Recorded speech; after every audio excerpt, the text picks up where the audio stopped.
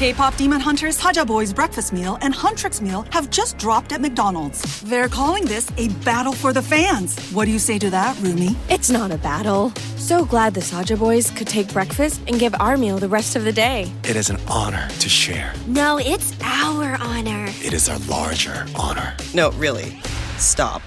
You can really feel the respect in this battle. Pick a meal to pick a side. Ba-da-ba-ba-ba. At participating McDonald's while supplies last. The right window treatments change everything. Your sleep, your privacy, the way every room looks and feels. At Blinds.com, we've spent 30 years making it surprisingly simple to get exactly what your home needs. We've covered over 25 million windows and have 50,000 five-star reviews to prove we deliver. Whether you DIY it or want a pro to handle everything from measure to install, we have you covered. Real design professionals, free samples, zero pressure. Right now, get up to 45% off site-wide, plus get a free professional measure at Blinds.com. Rules and restrictions apply. Well, it's Monday, OG, and we're sitting here in the basement. Well, you're in the basement. I'm in Andy Hill's basement, actually, in Detroit. But you're a vagabond. Yeah, we're in separate basements, but it's very close to your old basement. It is. It's like half a mile away. Did you drive past and see if they did anything? I did not. Those losers did anything to my house? Yeah. I did not. However, you know what I did think today, though? I thought about what a great day it would be to do another shout out to our troops, keeping us safe here as we hear about world events, continuing OG, and just, oh man. So never know. Big shout out. Raise our cup of coffee to the men and women serving in our U.S. military on behalf of the men and women in Navy Federal and the people making the podcast donuts here in the basement. Let's all go stack some Benjamins. Describe your perfect date. I'd have to say April 25th, because it's not too hot, not too cold. All you need is a light jacket.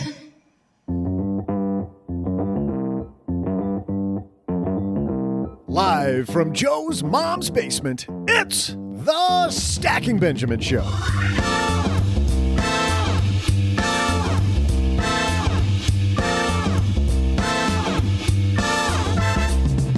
I'm Joe's mom's neighbor, Doug, and how are your nails looking today? If your claw-like protrusions could use a buff, great news, because it's National Mani-Pedi Day. Mani-pedis are definitely part of a happy marriage, and to help you in your relationship, we welcome authors of The 80-80 Marriage, Nate and Kaley Klemp. In headlines, mani-pedis aren't the only great investment. How about a safe one that's creeping up towards a 10% return? We'll share that and our TikTok Minute, and we'll throw out the Haven Lifeline to Alex with a question about the ingredients of an index fund. And finally, I'll come at you with my nail biter of a trivia. And now, two guys who have their talons looking freshy fresh every day of the week. It's Joe and O-J-J-J-J-G.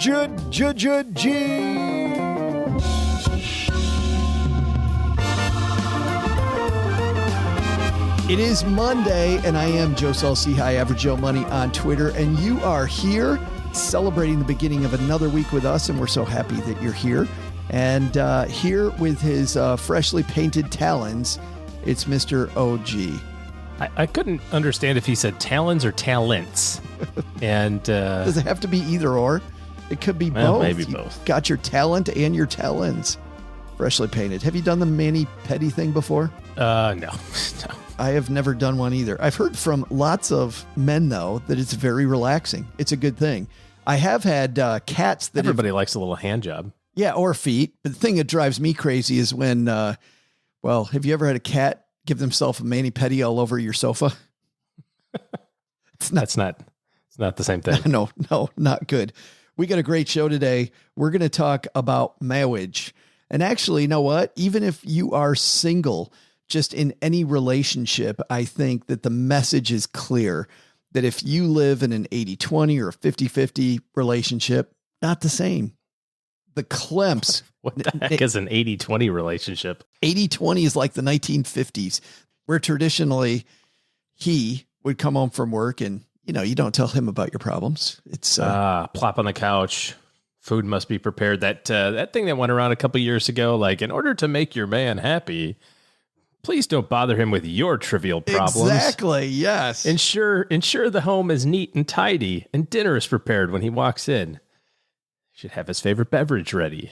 Like that sort of stuff. Okay. Well, but then we went to the 50-50 relationship, right? In the 1970s. And the Klemps don't think that that's a good idea either. We'll talk about that, but we got a great headline first. But even before that, well, running a small business, as you may know, like I do, it is super fun, but it can also be very tough. And when it's time to get a loan, it can feel impossible to find the lender that you actually trust. Big banks say no. The internet, well, that's full of sketchy offers with sky-high rates and fine print you can barely read. Whether you need help covering payroll, managing cash flow, or investing in growth, you deserve better. And that's why I recommend the small business marketplace Fundera, which is powered by NerdWallet. It's a free, easy-to-use platform. It lets you compare real financing offers from trusted lenders, and it's all in one place. And what I like is that you don't need perfect credit to get started. There's no spam. There's no bait and switch. Just personalized options that fit your business needs. Nothing I like better than a place that treats me the way that they would want to be treated. Using Fundera is a super way to quickly compare options and make your best funding move the way any great business owner would. Here's the best part, though. For a limited time, when you visit nerdwallet.com/SB and fill out the no obligation form, you're going to get VIP treatment and talk with a real person who knows all the ins and outs of small business lending. And you can tell them specifically what you're looking for. They can tell you specifically which options you should probably consider most. Don't risk your business on unreliable lenders. Go to nerdwallet.com/SB to learn more and find the funding you deserve. Fundera Inc. NMLS ID number 1240038. Well, there's nothing that relieves stress more when you have had a long day, you are completely fried, and you're thinking to yourself, maybe I'll just go out to dinner. But then you think about all those calories, all that money out of your wallet, and then you realize that you can eat healthy because you found Factor. Factor is ready in 2 minutes. Factor shops, preps, cooks, and delivers straight to your door, so you have more time for everything you love this spring, and you don't have to worry about eating healthy and going outside your budget because you've got the food sitting there in the fridge that you had pre-planned. What is Factor?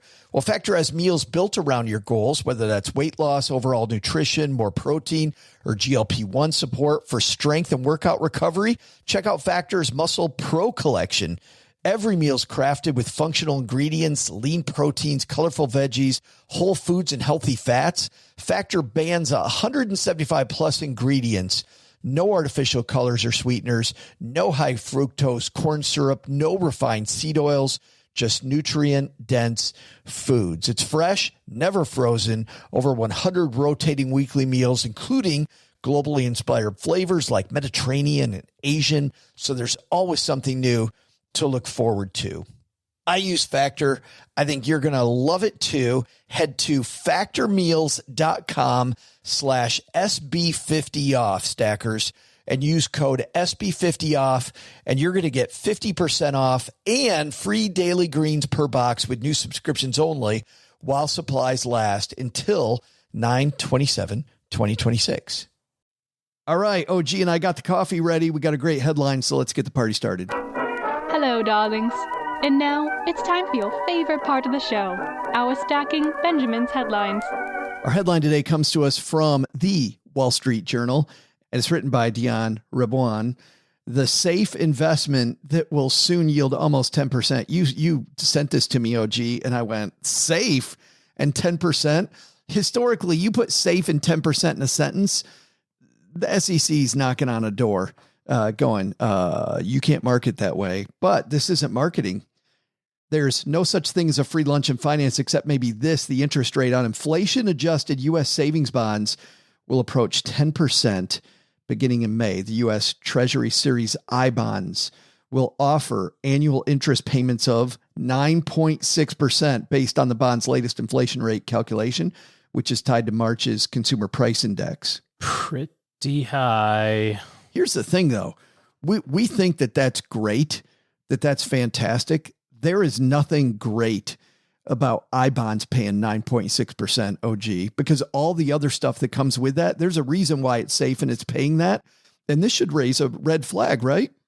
That if you're not keeping up with inflation now, you are losing money. You are losing buying power. And if the I-bond, which measures inflation, is paying you 9.6, Houston got a problem. Well, remember, it's also short term. So this is an adjustable number that's going to change every 6 months. It changes in May and November. It's a reflection of what's happening right this nanosecond. I don't think that you can put your 10 grand in here and expect that you're going to get 9.5% every year from here on out. That doesn't check. But even let's just assume that inflation is a little bit higher. What are the dominoes that happen with inflation kind of logically? Well, interest rates have to go up to kind of get close, right? I mean, we were talking the other day about, my wife and I were talking about how inflation's really high. They've raised interest rates and Ally is still hanging out at 0.5% on their savings. Like they're really quick to lower it, like, oh, interest rates change, so we got to lower our rate. But they're a little slow on moving it up. Which is actually pretty wild because Ally Bank has always been among the top banks in terms of raising. So it's not Ally. It's all the banks are doing what gas stations, they're learning from gas stations, right? Gas stations raise the cost very quickly and then lower them slowly over time. Slowly. Sure. So eventually you'd expect that to happen, right? If inflation was higher, you'd expect interest rates to be higher. You'd expect your savings account rate to be higher. If inflation were to settle out at, instead of being 2.5%, it settles out at 4 moving forward, then all of the other financial instruments kind of downwind of that also have to make a change over time to account for that. The 10-year treasury, which is kind of largely considered the risk-free rate, you're talking about, there's no such thing as a free lunch or guaranteed in 10%. Well, that's over a short period of time, so it's not going to be 10% forever. But the risk-free rate that people use kind of in their back of their minds are the 10-year treasury. Right now it's at 2 and some change. So if that number were a little bit higher, then that also means that the other yields on other financial instruments would have to offset that as time goes on as well. So if you look over time, the only place that you can have money that outpaces inflation consistently is in stocks. It's the only thing that provides the purchasing power or the pricing power to offset the negative effects of inflation. Because what is inflation? Inflation is just prices being more than they were a period of time before, right? Razor blades or beer cans or gasoline or whatever it is you're buying. So if those things are getting more expensive relative to your income, then the only place that you can go to benefit from that is by being an owner of the things that are raising their prices. So if you're looking at, outpacing inflation, if you're looking at like, where do I put money if inflation were to remain high for a long time, the only logical place is in equities, because fixed income is not going to do it. I mean, I-bonds are doing it for a short period of time for a really small dollar amount. The most you can put in is $10,000 a year. So that's going to take a long time to accumulate enough money in I-bonds to offset it from a portfolio standpoint. Yeah. Even if you've got a family and kids and all that stuff, you can buy stuff for. So that's a small component of it. Your cash reserve has to stay in cash. And I know you're getting your butt kicked on what we just talked about, inflation and interest rates are not doing great, but that provides you the liquidity and the flexibility that you need in case anything goes wrong. The rest of your money has to be in the ownership of these great companies that are also increasing their prices. So you're part of the problem, but you're also part of the solution. So, you have to be an owner there. And we're seeing it even in fixed income, because as interest rates go up, what happens to prices of bonds? They go down. Falling. Yeah. So, you're like, well, I thought bonds were the safe thing. It's like, I don't know. Maybe not. I don't know. I-bonds also offer tax benefits. A lot of people don't know this. Holders can choose to defer declaring I-bond interest until maturity or redemption. That income may be tax exempt for lower and middle income families that use the bond to pay for college tuition. But still, OG, if you're a long way out, I agree with you. The same thing that's making I-bonds go up is the same reason why you want to own companies. It's the same trigger. Yep. And if you're able to put $10,000 in these I bonds. I mean, make it happen. If you can do it, your spouse can do it, your kids can do it. I mean, if you've got the money, this is the time to do that. The National Council on Aging has a fantastic piece written by Michael Snowden, certified financial planner, who talks about the different types of risk out there. And I think that when people think about risk, OG, they think about just market risk. But when you're looking at I bonds right now versus the money that's sitting in Ally earning zero, you have a different type of risk. When you talk about interest rates going up and the value bonds going down, like those are different types of risk. And I want to go through some of these. You're talking specifically there about interest rate risk causing a lot of problems. In fact, there was a tweet that was a pretty big deal over the last weekend from Nassim Taleb, who says that the NFT thingy, he calls it the NFT thingy, is starting to burst. All you need is higher interest rates for things that make no sense to start making no sense. Because when you've got low cost money, you can go buy with leverage stuff that doesn't make a lot of sense. He thinks NFTs are in a world of hurt now with interest rates going up.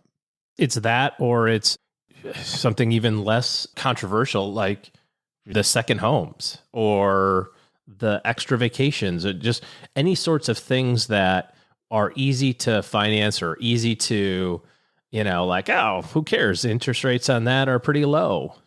I can afford this thing. I'm hearing stories from realtors of people who were approved for $500,000 6 weeks ago that are now approved for $400,000 because interest rates have gone up so much. So that's going to have some impact at the initial house purchase, but then also in the secondary market. Or second home market, I should say, not secondary. Anything that required financing or had the option of financing. And if you were over levered or are over levered, and that's kind of where you are right now, kind of start to tighten. Yeah, those adjustable rate loans now looking pretty ugly for people.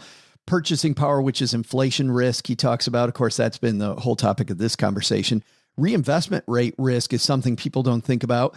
It's when if you're investing in bonds and you're getting a certain interest rate and then interest rates go down, you actually receive a lower dividend payment on the reinvested stuff. So there's a risk of automatically reinvesting your money. Not a reason not to do it, but something to think about. Currency risk, which is exchange rate risk. Business risk, if you have just a specific business that you're investing in versus investing in the index and a lot of different things, you have that one. A financial risk, which is directly related to the amount of debt that companies have. There becomes some financial risk that the company may default. Of course, that lines up with credit risk, downgrade risk. There's liquidity and marketability risk. This is an issue in real estate, of course, where, hey, if I invest 100% of my money in real estate, I got to sell that house to get my money back. I can't peel off the bathroom to get a few bucks to. Yeah. And the whole idea with the real estate component of it, of saying, well, I can just go get a loan. It's like, maybe, maybe, again, hearing noises of banks who are not super excited about lending 70% on your rental property right now. Speaking of real estate, time for our TikTok minute. This is where we dive into either a TikTok or an Instagram reel where a creator is shining a light on something either fantastic or quote fantastic.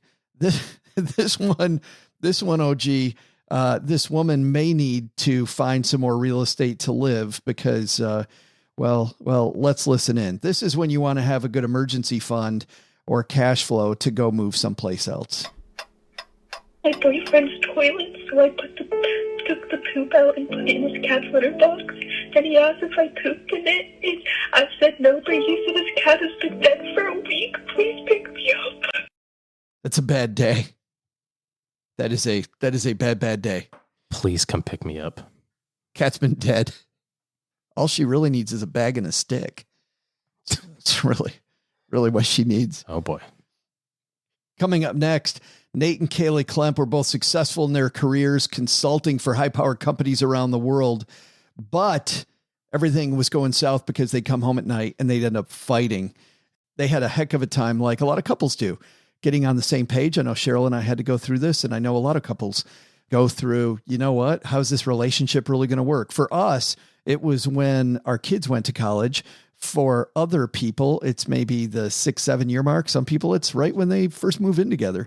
But even if you're not married, just in any relationship, how do you make that relationship work? Nate and Kaley going to talk to us about that. But first, Doug is here. Let's do some trivia. Hey there, stackers. I'm Joe's mom's neighbor, Doug. Listen, Joe's mom loves a good mani-pedi, but the last time they overcharged her because of her goat feet. If you've ever seen Dumb and Dumber, you get the picture. What? No. I said show feet. Show feet. Beautiful, beautiful feet. Yeah. Okay, I want to talk about it. They're so hideous.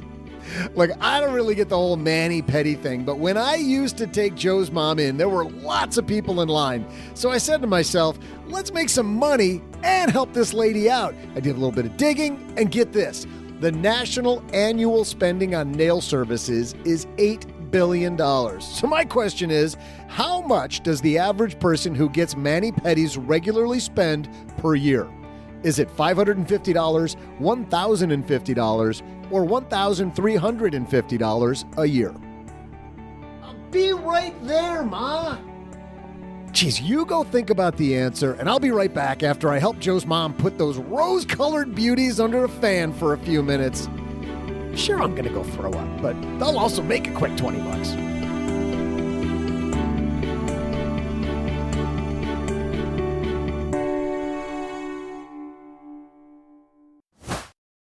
I had a breakfast mentoring meeting yesterday with a young woman who was just amazing. She is graduating from college with a degree in wealth management, and she reached out hoping for some pointers. And listen, if somebody's in Texarkana and wants to go into this beautiful field of personal finance and helping people get their money together, that is incredible. But even more incredible is how she reached out, how she was trying to network.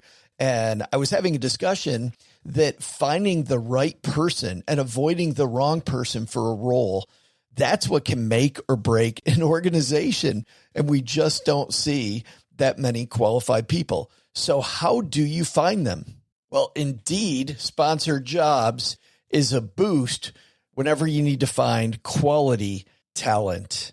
If you're hiring, Indeed is all you need. You can stop struggling to get your job post even seen on other sites. You'll match with quality candidates with Indeed's sponsored jobs. Get matched with and hire quality candidates who can drive the results you need. Reach candidates who meet your specific criteria like skills, certifications, or location. It drives me crazy when I'm matched with all kinds of people who aren't a fit. I don't have that kind of time.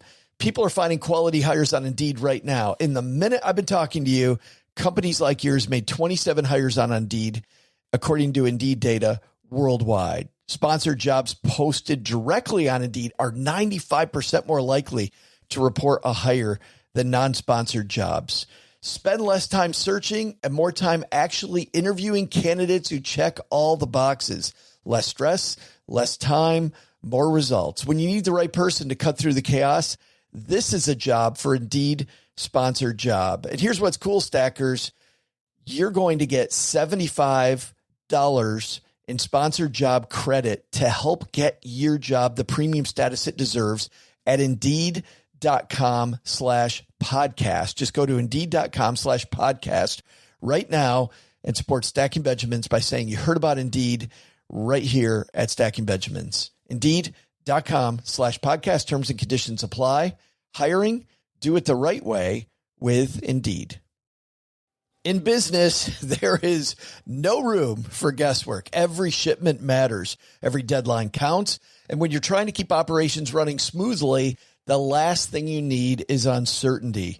That's why reliability is at the core of USPS Ground Advantage. From the moment your package is first scanned in, it moves through a secure nationwide network, aiding in a timely and accurate delivery. You get near real-time tracking so you can keep up with your shipments. And with affordable upfront pricing, there are no hidden fees or surprise surcharges to throw off your cost sheets. It all adds up to predictable deliveries you can depend on, because knowing your logistics are handled lets you focus on everything else, your customers, your team, and the future you're building. Visit USPS.com/Ground Advantage to start shipping with confidence. USPS Ground Advantage. We mean business.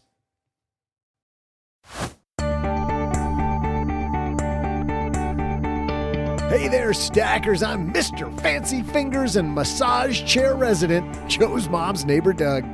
I'm thinking of expanding this mani-pedi biz way beyond Joe's mom. The market for this is huge. Even assistant manager Todd down at the Sizzler sure could use a treatment. His nails look like part of the shrimp appetizer, and not in a good way. I mean, we are serious about nail culture in this country. Lil' Kim wore nails made of real dollar bills that ended up in the Museum of Modern Art. But it ain't cheap.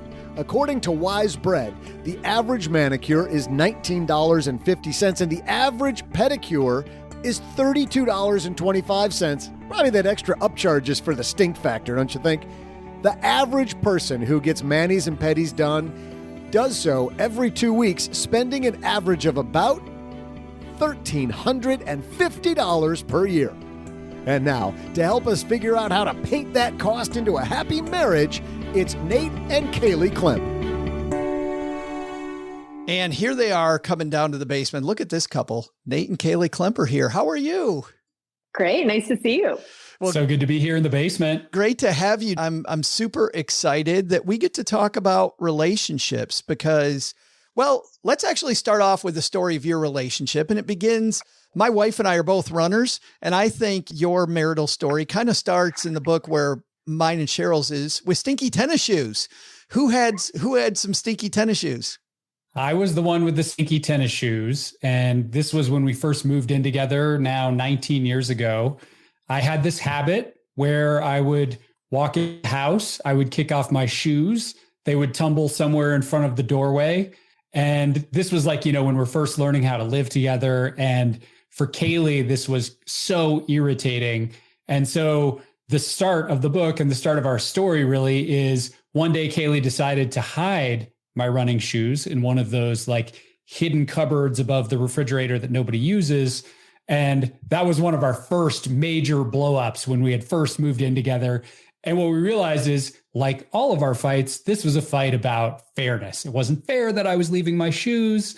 To me, it wasn't fair that I couldn't just do whatever I wanted the way I used to when I was single. Well, and it's funny because that fairness fight, Kaley, that also was a fight the two of you had around spending time with family at the holidays. Absolutely. That was one of our most explosive fights. That somehow in our mind's eye, we should spend exactly equal time with each set of parents. And so we were living away. Both of our families were in Colorado. We would spend Christmas Eve and Christmas Day with Nate's parents. And then we would spend the 26th, 27th, and 28th with my family. They got a bonus day because Nate's parents got the actual holiday. And the amount of tension that would occur around, were we leaving at 6 p.m. so that we could say hello and good night to everyone before we went to sleep? Or were we leaving at 8 p.m. and just seeing people in the morning? You would have thought we were fighting about something substantial. And instead we were just fighting about fairness. Well, and the one that you mentioned then really was the difficult one then was about who was going to pick up your daughter after school. Like this was where it really started to come around, which by the way, I felt this a lot because Cheryl and I had so many discussions about fairness and who was going to do things. And Nate, when you were talking about fairness, about picking up your daughter, you had the same argument that I had with Cheryl, which was, hey, just because I stay at home and I work from home all day does not mean that my life doesn't matter. which is exactly what I thought. So I kind of laughed, not because it was funny, but because Cheryl and I had the same exact thought. Well, that's exactly right. Here we were, we now had a child. And what we found is that once you add a child or two or three into the picture, this fairness fight can become even more explosive. It's like turning up the volume on it. And you're exactly right. We all of a sudden had to figure out who's going to pick our daughter up. I was a writer. I had a more flexible schedule. Kaley was asking, hey, can you do this a few times a week? And for me, this wasn't at all about picking up our daughter. This was about control and autonomy and freedom and not being respected. And that's what's so interesting about these conflicts in relationships and marriage is that on the surface, what it seems like it's about is never what it's actually about. There's always multiple layers. And at the very bottom of all these layers, we found there was this fundamental feeling of not being respected and that things just weren't fair for us. And Kaley, you guys make a good point here early on too, that social media just makes it worse. I think comparing your real life to someone else's curated life on social media makes it look and feel like everyone else has got it together. Everyone else is living in marital bliss. And then you come off your feed and recognize, that is not how it feels in my life. And it makes everything feel even worse. It also makes things more difficult because finding quality time with your partner becomes an even more valuable and even more difficult pursuit because our phones are always tempting us right there in our pockets. Yeah, absolutely. And I'm looking at somebody else's life, which is awesome, besides spending time in my life that I think now is suboptimal versus all my amazing friends. But there's this big idea that you've already broached a couple times, which is this idea, I think, of fairness is really ruining relationships. And you do a great job at the beginning of the book of explaining something I thought we'd peel off today, which is how we got here. How did we get to this fairness idea? And you start off with where we were, which was this 80-20 relationship. Tell me, guys, about the 80-20 relationship of yesterday. So if you go back in time, think 1950s, Pleasantville, the way that relationships were set up is where one person contributing 80% to the relationship. They were in charge of making sure that the couple was connected, that the home was running smoothly, and the other person got to be a little bit of a free rider. Now, traditionally in the 1950s setup, it was the woman who was in charge of the family and the house and the relationship, and the man got to show up and maybe get some slippers and a cocktail at the end of the day. What's interesting about this is when I was talking to my own mom about when she was graduating from high school, she said, Kaley, there weren't that many choices for me. My options when I was graduating were I could go be a teacher, I could go be a secretary. She's like, and I could go be a nurse. And there wasn't something so compelling outside the home that if I had the option, I would necessarily want to go pursue that. And so as we look backward, we can say, wow, that was wildly unfair. That the way that things were set up around expectations and gender norms, that was not the way that we would necessarily in our present day mindset look back and say, we want to set this up. But before we get too, arrogant about it, it is worth looking back to remember there was a piece of the 80-20 setup that was beneficial, which is that both partners were aligned as a team. That both people wanted the other person to be successful in their world because that partnership was essential. They couldn't kind of split off and do their own thing in an easy way.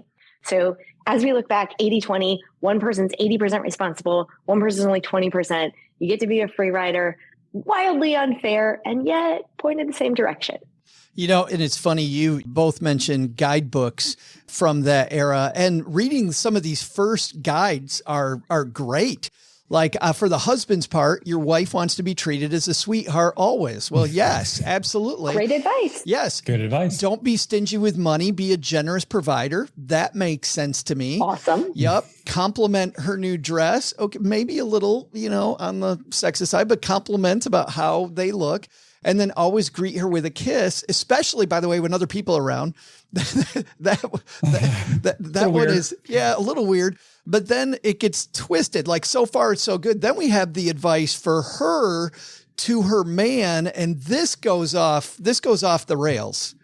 Absolutely. That second piece where they're the sort of like things that the commandments for wives, I think is what they call it. You start to see the full unequal nature of the 80-20 model in play on full display there. There are things like your husband's needs you should always be put before your needs. Your needs will feel trivial in comparison to your husband's. And this is all coming out of the same guidebook, right? But you can just see the difference between how these land in our current age. Yeah, listen to his concerns. They're more important than yours. I was like, wow, wow, maybe not. Which led us, by the way, to this idea of, okay, I can see why this doesn't make sense. So this leads us to where you say that a lot of people are today and where you had your struggles, which is this 50-50 model. And Kaley, there was a woman, Alex Kate Schulman, who you say really is responsible for a lot of this 50-50 model. Tell us about Alex. Actually, I can take this one if that's okay. Alex Kate Schulman. No, I'm kidding. I'm joking. Yes, please take it. So, Nate just spent so much more time with Alex. She was incredible to hear about, and Nate got to spend more quality time with her. Yeah, this is an amazing woman. She was a feminist in the early 1970s, and she wrote a book called The Marriage Agreement. And it was basically like one of the first marriage books or documents that argued explicitly for this idea of fairness. And what I love about The Marriage Agreement is it's so over the top in trying to make things fair that it actually ends up illustrating the problems with this model, because it ends up being this elaborate scorecard essentially of, husband does daycare pickups on Tuesday, Thursday, and Friday. Wife does them on Monday, Wednesday, and Saturday. And then it has, certain rules for if you have a fairness debt to pay down and your partner has done more, then you have to repay your fairness debt by doing various actions on the weekend. So it's an amazing document. And to her credit, this was revolutionary at the time. It was really kind of a feminist manifesto of sorts. But looking back, it actually becomes very useful for us to illustrate why this model of constantly keeping score drives all of us crazy in relationships and marriages. Because it ends up with how much time are we spending in the holidays with Kaley's family versus Nate? Whose responsibility is it to pick up the tennis shoes? Exactly. And the real problem here is that one of the things we found out through researching this book is that in the field of psychology, they've discovered that our assessments of what is or isn't fair are clouded by all sorts of cognitive biases, such that we are not looking at the same data when we're arguing about this. So, there's availability bias, which is basically a fancy way of saying like all of my wonderful contributions and acts in our relationship are available to me. But when it comes to what Kaley does, I really only see a part of it, maybe half of it, maybe even less. So I tend to systematically underestimate what she does. But then another bias is this overestimation bias, where they found that when it comes to daycare and household work, we radically overestimate the amount of time we spend doing things. So you say, oh, I was cleaning the kitchen for 90 minutes. It was probably more like 20. 60 minutes, right? Maybe even 30, maybe even 20, right? and so all that's to say, like, that starts to show why we can never win this argument, or why this argument can never end. We're arguing from the basis of really bad data and pure delusion. But I even like, Nate, the fact that you bring up it also, instead of the two of us being this unit, which is why we decided to be together in the first place, instead of being a unit, we're now kind of on separate teams, and we're making sure that I get mine. Exactly. You can almost think about it like basketball. A really good team in basketball is a team where it doesn't matter if you make the assist or if you make the basket. But if you look at like the All-Star game, for example, where you've got all these hot shots who are amazing and they're hogging the ball, it just actually doesn't work out very well for the team as a whole. And I think a lot of couples in this new generation are like NBA All-Stars in the sense that they're focused primarily on their own individual success, and any encroachments that their partner might have on that become a threat to them. And so you get a very different kind of relationship, which isn't really about love and connection. It's more about protecting your turf. It's interesting then, obviously, to make sure that we're on the same team and we are playing a team game. And I like that basketball analogy. This idea of 80-80. Kaley, lead us here. What's 80-80 then? If it's not 50-50 and it's not 80-20, what's 80-80 look like? Starting with 50-50 as the foil, where everything is striving to be perfectly equally fair, 80-80 is where both partners are striving to contribute 80%. Both people are trying to contribute, to appreciate, to have a mindset of radical generosity. And in some ways, I think it's really powerful to look at the progression that once upon a time, and you were just describing it in your relationship, 50-50 was the closest we could get to trying to be equals and in love. The problem is it was a really clunky technology. And so in all the scorekeeping, in all of the competition, we lost the thread of why we're in this together. So in 80-80, there's actually two different pieces. We start with the mindset. Can I strive to contribute 80%? And then we build on top of it a structure.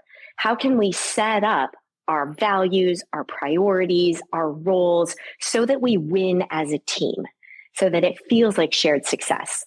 Why not then, Kaley, though? Why not 100-100? I mean, I know there's so many people like listening to us going, why 80-80? Why hold back 20? I love that you asked this question because we considered it. And many people in our interviews, we interviewed about 100 couples, said, well, if we're going to go all in, let's go all in. Let's make it 100-100. And the reason we don't advocate for that is because we found individual pursuits are also still important. Having some things that you are after and are motivated by that are just for you, keeping sort of that side stash of 20% allows it to feel like you still have autonomy, you still have freedom, and you can come to the relationship as a full participant in the couple rather than feeling like your identity actually just got submerged by the couple. Getting to this 80-80 idea then, Nate, is it mindset? Is it tactics? Is it a combination of both? Like, where do we begin when we're searching for this new reality? We like to say that the starting point is really about mindset, because if you don't have a mindset of radical generosity, you can do all sorts of practices around roles and balancing power, but there's still going to be this undercurrent of resentment at play. So when it comes to that mindset of 80-80, you can actually start to break it down into very tactical pieces and micro habits. So for example, just doing one radically generous act of contribution for your partner each day goes a long way to building this sort of broader atmosphere of radical generosity. Or one of our favorites, at the end of each day, before we go to bed, we each give each other one appreciation. It takes about 30 seconds, is very easy to do. And yet it's a way of just bringing back that spirit of radical generosity and appreciation. So there are things like that we can do that are very tactical, very easy to do, don't take much time. We just have to remember to do it and build them as habits. It seems like, Kaley, also there's got to be some time spent on shared goal setting, I would think. Indeed. One of the places that we really encourage couples to start is to take a step back from your life and get clear on what are the goals that we want to accomplish as a couple. And we start with values. And so many people will say, oh, I know my values. And then you ask them to talk about them and they get a little stuck. And so being really intentional, being explicit as a couple or as a family helps you create a true north. What I thought was really interesting in our interviews is that there's not a single set of values that are the quote unquote right set. That there were some couples that we interviewed who said, hey, our values for this chapter of our life. And as an aside, we really think about life occurring in chapters, that there might be a chapter where your kids are young and the focus and the values are around education or are about sort of establishing cohesion as a group. And there might be a chapter in your life where you're empty nesters, and that chapter might be devoted to philanthropy or giving back. For the couple to get really clear, what is this chapter about? How will we know that we've won together as a couple and as a family? Again, one of my favorite stories in this was we interviewed a couple called the Honey Truckers, and their value was about adventure and freedom. And they set up their whole life where they lived in a van, traveled around the world, and had experiences. According to their values, their true north, they were winning as a couple. I'm presently in San Francisco working with some tech companies. I don't think that the executives working at these companies necessarily share that value set. They wouldn't say that living in a van was winning according to their values. Down by the river, right? Exactly. Down by the river. Literally down by the river. And so we want to create some space for you get to define your values from the infinite set, but alignment there really matters. And this sounds like a big piece of that. We talk tactics is setting the time aside, because we talked earlier about couples being busy, and some of us are parents, or even if we're not parents, you talk about tech executives going crazy on time. I'm imagining there's got to be some structure. Is there a weekly meeting that you like? Is it a monthly get together? How does it kind of work from that standpoint? We think about structure on that score, breaking down into 3 different categories.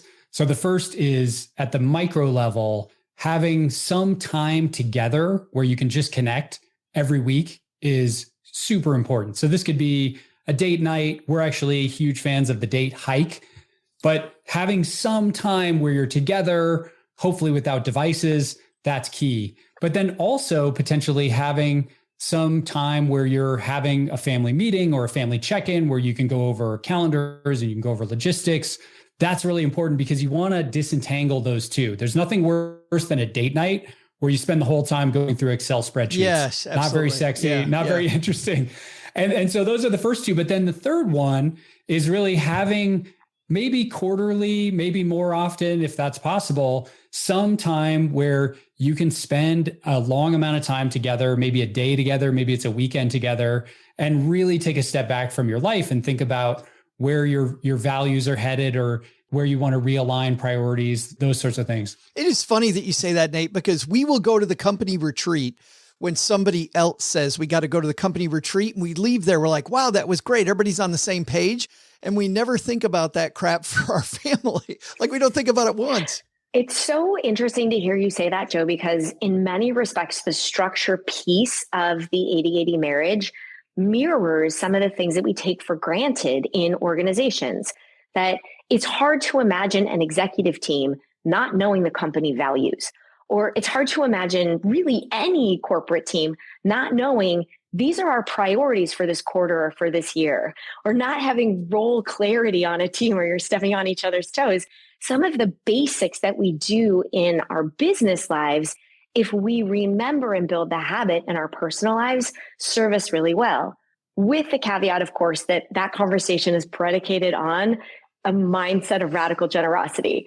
Because exactly as Nate was saying, if we're trying to divvy up our roles from a place of fairness, forget it. If it's 50-50, it just becomes a nightmare. I just can't imagine being in that meeting. The book is called The 80-80 Marriage, a New Model for a Happier, Stronger Relationship. Available everywhere, I assume.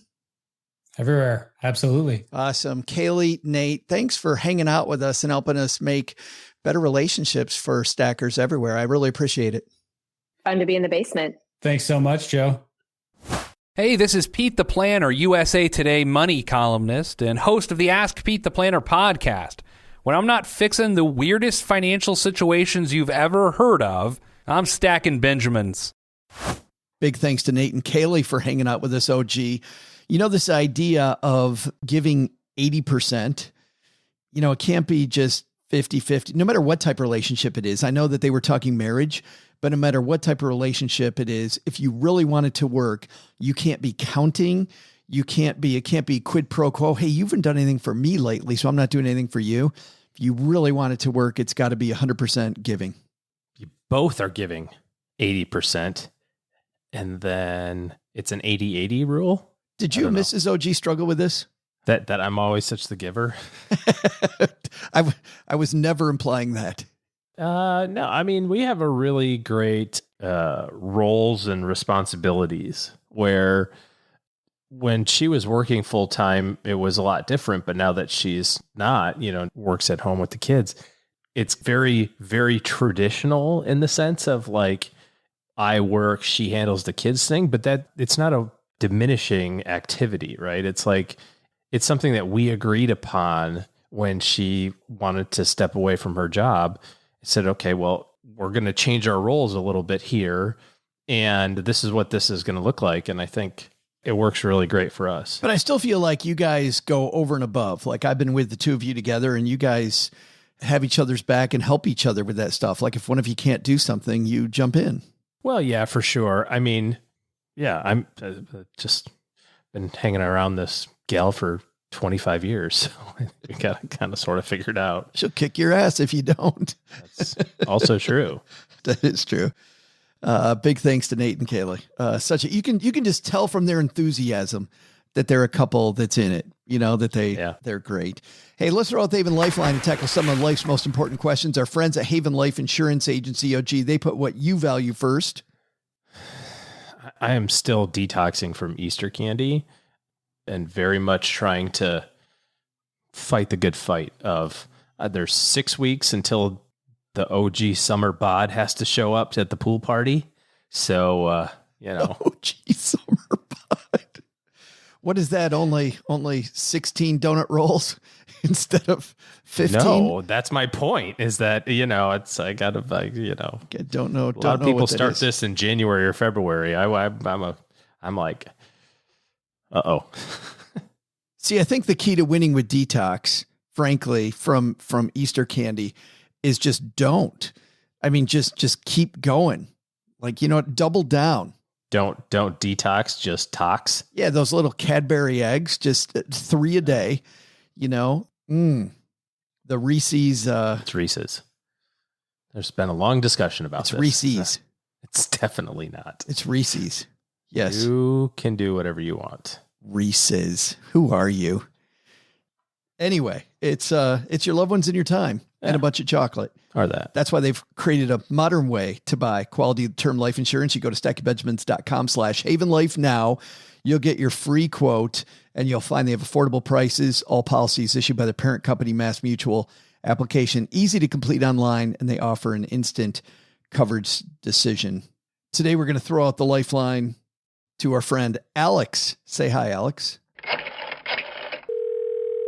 Okay, guys, here's my question. If I buy an index fund today, let's say an S&P 500, and it's made up of the Googles and the Teslas of today, and I keep dollar cost averaging year after year, 20 years from now, that index is probably tracking some other future new companies. So when I start to eventually sell off, see, I've purchased. But when I eventually start to sell off, the index is now made up of different stuff. So what am I actually selling? Am I selling the original Google Tesla stuff? Am I selling the new fancy companies? Or is it something entirely different? Super confused. Thanks for the show, guys. Bye. Oh, I love this idea, Alex. How do taxes work in mutual funds and exchange traded funds? And you know what, Alex? It's the same thing if you have an actively managed fund, because in an actively managed fund, you got the manager's buying and selling. You're not buying and selling. The manager is. So, OG, how do you pay taxes in ETFs and mutual funds? Do you think that's what he's asking? It's the taxes? That's what I thought. Huh. Yeah. What do you think he was asking? I thought a much bigger, broader question of like, what is this crap that I'm buying and how does it change from being Google's and Tesla's and Facebook's of 2022 to the 2042 version of Google's, Tesla's, and Facebook's, because some of those companies might not be around. Or let's answer that one first, because that's a cool thing too. These things, Alex, are self-cleaning. And even if it's not for everybody, I like the fact that you can buy an index and it will clean itself. Well, and that's one of the issues with individual stock purchasing, right? Is that you look at a stock today, and I used to know these stats, but some number of equities that were available for purchase in 1980 just they don't exist. Those companies have been merged and sold and bankrupt and folded and all sorts of stuff. It's easy to look back and say, darn it, how come I didn't put $5,000 in Microsoft back in 1987? Surely my dad was smart enough to do that. And it's like, well, yeah, but the Microsoft of 1987 isn't the Microsoft of 2022, where you have, 40 years of track record. And you go, well, of course, everybody uses a Windows computer. It's the same thing with Apple. Like, how did I not see Apple in 2003 when it was $1 a share? It was $1 a share. That's why you didn't see it, because you were like, nobody buys that crap from Apple. Look at the company. It's in the toilet. Nobody even wants to run the darn thing. They had to get the guy who started the thing to come back and run it, because nobody wanted to do it. This thing's a piece of garbage. Why do I want to buy a stock that's $1 a share? So trying to identify that is so much luck at the front end, right? I mean, you hope that maybe you get one right every so often, but it's so difficult in real time to pick out what is the next Tesla, what is the next Google, what is the next, whatever, 25, 30 years from now. So the easiest way to do that is to say, well, I'll just kind of sort of own one of everything and really focus on the things that matter from an investment standpoint, which are diversification and your allocation. So instead of loading and like Nick Majuli said last week, at the beginning, it's just putting more money in and just dumping money in, money in 100%. So if you can control the things that you can control, which are what's my asset allocation look like? Am I putting in as much as I can fathom, now, like Nick talked about, and then, what is that diversification? So I'm not all Vanguard S&P 500, which is the sexy thing over the last 10 years. And make sure that you've got small companies and make sure you've got international companies and, those sorts of things. Those are the things that you can control. And then inside of that, because they're index based or because they're asset allocation based, those managers, the people in charge of those products, have to make sure that they represent the thing that they're trying to emulate. So Google gets kicked out in 10 years from now because it's not a thing anymore. So be it. It'll get replaced by the next thing automatically, and there's nothing that you have to do with that. So super. It's a lot easier than trying to pick the stocks on your own. And this is also why, if the economy continues, which is just the big if in the stock market, right? Not even a big if, it will continue. If the economy continues? Come on now. But this is no. This is the only. Well, it's really the only. We talked about risk earlier. It's the only risk that you're taking when you buy an index fund. Because what is your true risk over long periods of time? Your true risk is that this thing that we've built, this engine, is going to fail. If the engine's going to continue, a great place to be is an index fund because of the fact that you're always going to own maybe not the best companies, but you're going to own companies that are rocking in this particular environment, whatever that environment is. And indexes have a tendency to go up because of that reason. Just have a tendency to go up. If a stock is going down, that means that it's going to be worth less, which means it's going to get dumped. So yeah, it's a bias toward going up. Now that brings up the question I thought he was asking, which was about taxes. Like if you start off owning Google and then Google's not a thing 30 years from now, when do you pay tax on this stuff? Because Google went up for a while and then, they dump it out of the index. Like how does that work? Well, in a mutual fund, that's an index-based product or any type of mutual fund, when a manager buys or sells, they kind of accumulate all that and then distribute the gains or losses according to the amount of shares that you owned. So, again, at a big scale, you might own 1 million shares of Google. Your percentage of that is relatively small. And then when the sale happens, they keep track of all of that and send you a 1099 every year for capital gains, either gains or losses. If they have losses, they accumulate them to kind of help offset the gains. In an ETF, it's a little bit different, although some of that's similar. It's a little bit different in that they can swap things out, which make it a little bit more tax efficient. So they might say, well, I'm going to swap out that Google for this thing, and therefore that's not going to generate any taxable, impact to you. If all of your investing is done in a retirement plan, none of this even matters. So it really only matters in a non-retirement account. But ETFs are slightly more tax efficient than mutual funds of the same variety. An index mutual fund versus an index ETF. The index ETF is going to be slightly more tax efficient. Again, if it's in your workplace 401k or it's in your IRA, who cares? Doesn't matter. Yeah. I hope we answer your question, Alex. Thanks for the question. And by the way, for being brave, Gertrude is sending him some sweet Stacky Benjamin swag. The Haven Lifeline Greatest Money Show on Earth t-shirt for calling in and asking a question. By the way, if you've got a question, stackybenjamins.com/voicemail. And you too can have some swag. I love, as I'm going around the country, seeing all the stackers with their just amazing Stacky Benjamin stuff on. Very sexy. Those people look incredibly sexy, OG. It's like they walk in the door and everybody's like, that's a shooter. That is somebody that knows what's what. You're too sexy for your clothes. Way too sexy. Yeah. But keep wearing them, please. Don't come to our events without the clothes. Just would turn into a whole different event. We don't, we like attention, but not that type of attention. Hey, we've got lots of fun stuff happening as I go around the country. You know what? I am in Minneapolis tonight, and then tomorrow I am in Madison, Wisconsin. To get those exact locations, stackingbenjamins.com/stacked, and come join us. And then, by the way, I've got a nice little almost 3-week break, OG, before we are in Northwest Arkansas. We'll be in Fayetteville, Arkansas. Is it really a break though for you? Kind of. I know you want to tell everybody. Kind of depends on what you think of the word break. Maybe I'll share what's going on with everybody after that. But the 19th, I will be in Northwest Arkansas.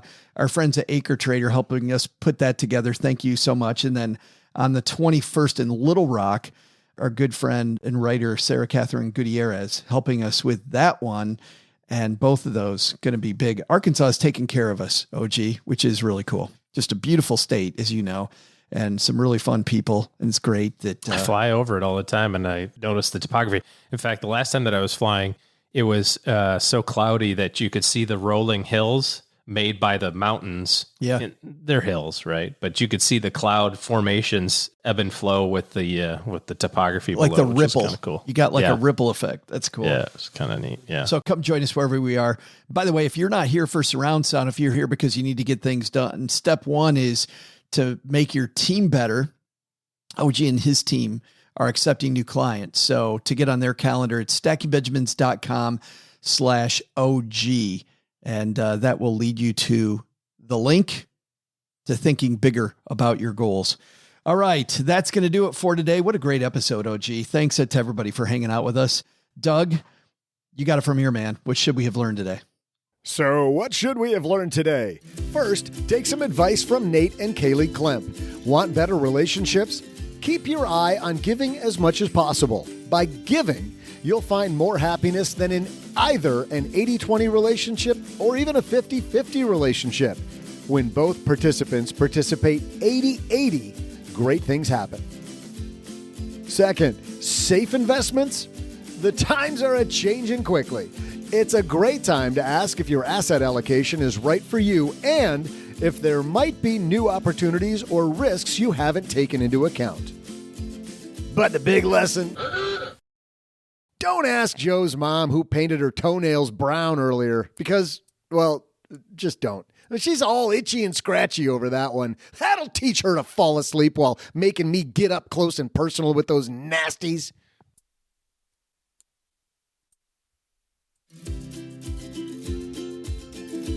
Thanks so much to Nate and Kaley Klemp for joining us today. Their book, The 80-80 Marriage, is available wherever books are sold.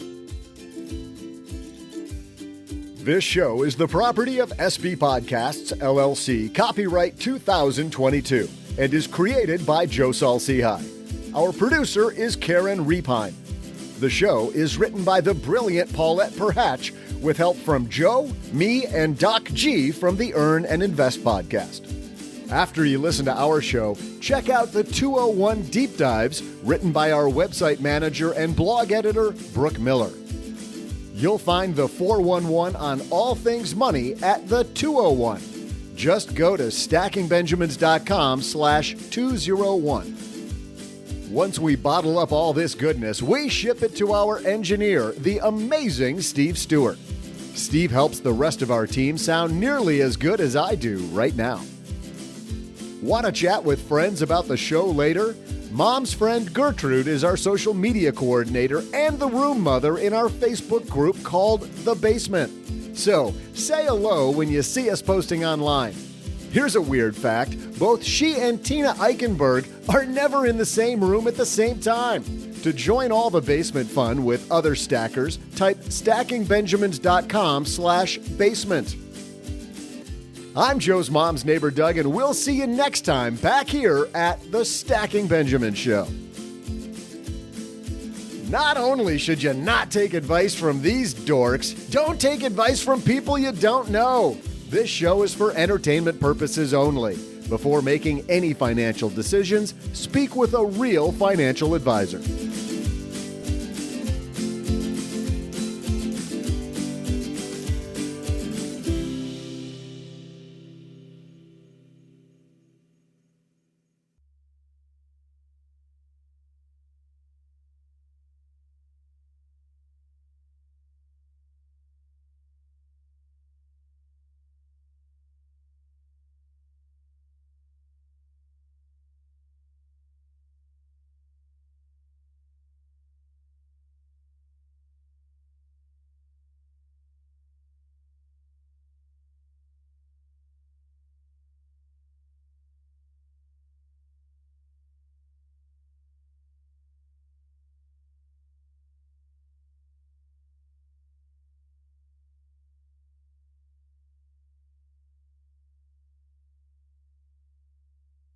Went and saw a movie.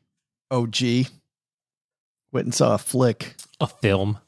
Got myself some buttered popcorn. On my recommendation, did you do this yesterday? Like I told you to? Cost me $87 for the popcorn. Movie Pass is coming back though, so you can do that. So that'll save everything. I haven't even looked into the new Movie Pass. Have you? No, not at all. Yeah, can't do it. Of Gun course. shy. Well, I'm traveling so much right now that it doesn't really matter. I'm not seeing movies as much as I used to. And you know what? Generally, the thing that frustrates me about movies lately is, hey, you can go see any superhero movie you want at the theater. And that's pretty much it. Kids movie, superhero movie, dumb horror movie. That's pretty much it. And excuse the word dumb on horror movie, but I haven't seen a good horror movie in a long time. So imagine when I saw the trailer for this film that I'd never even heard of. I love it when I find a film I've never heard anything about. And while I'm on the road, I'm like, you know what? I just need 2 hours in the theater by myself. And it was so cool. This is Everything, Everywhere, All at Once.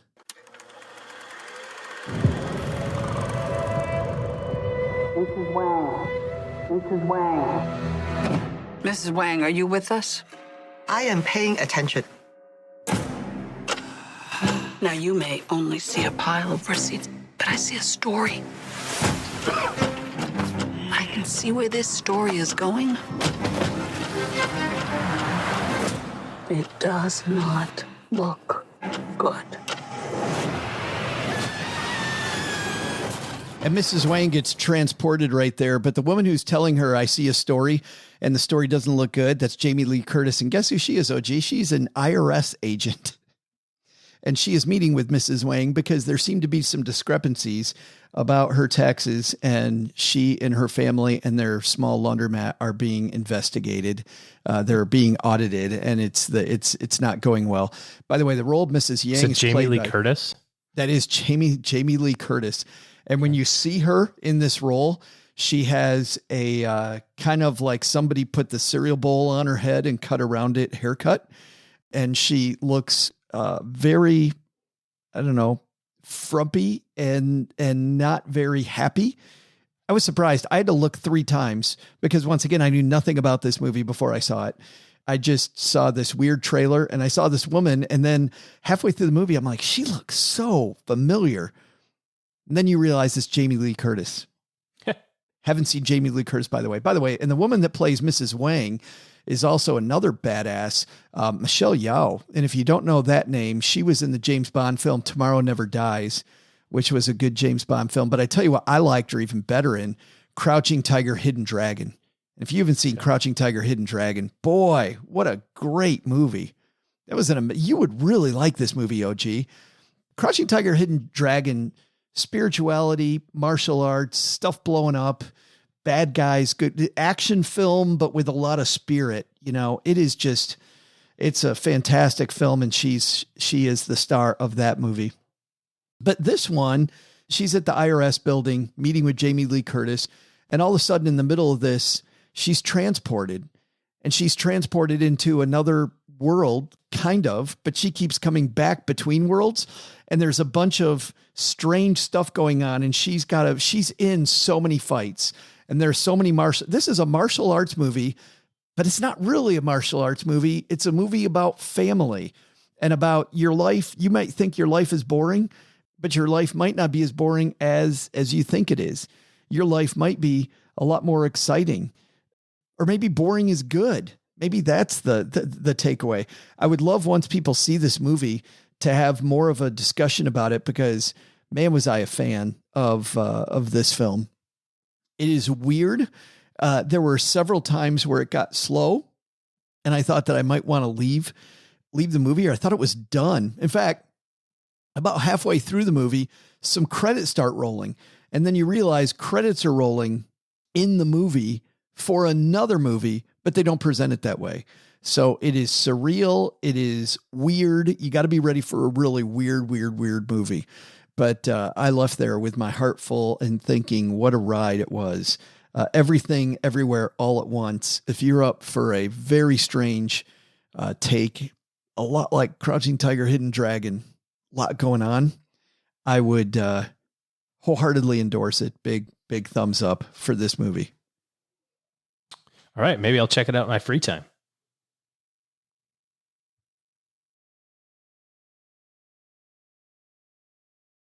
Oh, gee, I can't figure out why they haven't left yet. Why haven't they left yet? Who's supposed to be leaving? Isn't everybody supposed to leave? Let's get on to the next episode.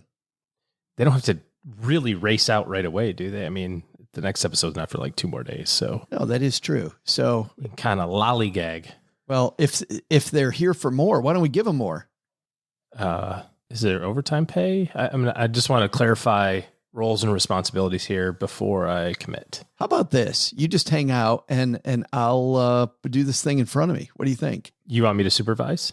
Yes. Here. I am excellent at supervising. Tell me what you think about this. Okay, go ahead. You do it. You know, when you hear the name Navy Federal Credit Union, you probably think a little more pop. You know, a little more pop. When you hear the name Navy Federal Credit Union. Now do it with that energy. I love it. When you hear the name Navy Federal. I stepped on you. Try one more time. When you hear the name Navy Federal Credit Union, you probably think that it's just for members of the U.S. Navy. In fact, Navy Federal Credit Union serves all branches of the armed forces. They even serve branches. Nope, they don't serve branches. They even serve families of service members and veterans of all branches. How come you didn't stop me when I did that? I don't have a copy in front of me, but you were doing great. I just want to let you get through it. Well, they're experts, OG, at military finances. They empathize with members' lives and go above and beyond to make sure they don't miss out on financial opportunities. I mean, think about the number of times that my family has had to make a call to Navy Federal Credit Union, or they're at the credit union because they have a branch there. But you know what? You don't need branches where you are because their online presence is online app is amazing. So good. Wherever you're at, Navy Federal is there to help, especially like when it comes to buying a car. They know it's a big investment. And if you can't pay cash and you need a loan for your car, well, they offer rates as low as 1.79% APR on new vehicles, along with flexibility with monthly payments and terms. And now when you refinance your auto loans from another lender, members could save and get $100 plus another $100 for $200. So you could save and get $200. That's what they call stacking some Benjamins. Get decisions in seconds and start saving with Navy Federal Credit Union, available to members who are active duty, veterans, or members of their family. To earn and save more as a member, learn more at NavyFederal.org. That's NavyFederal.org. And we'll end on this one. This is like the big crescendo, right? The big to-do at the end.